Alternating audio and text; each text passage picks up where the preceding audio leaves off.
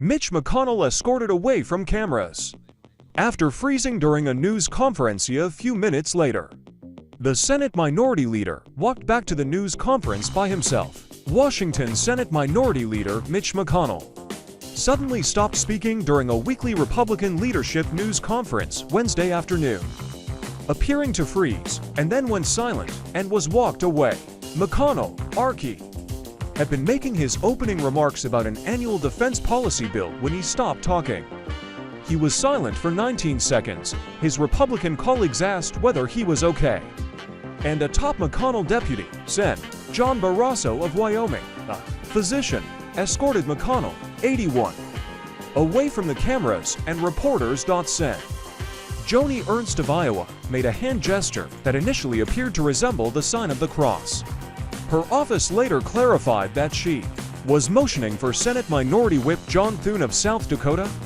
A few minutes later, McConnell walked back to the news conference by himself. Asked about his health, he said he was fine.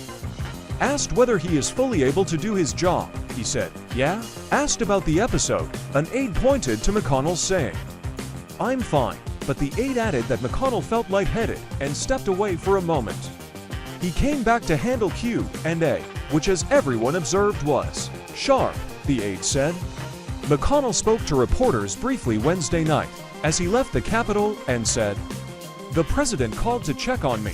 I told him I got sandbagged, he joked. A White House official and a spokesperson for the senator confirmed that President Joe Biden and McConnell spoke by phone Wednesday. Asked by reporters how he was feeling, McConnell said, I'm fine. He did not directly answer what happened earlier in the day or whether he saw a doctor. McConnell tripped and fell March 8th after an event for the Senate Leadership Fund, a Republican super PAC aligned with McConnell and GOP leadership, at the Waldorf Astoria in Washington.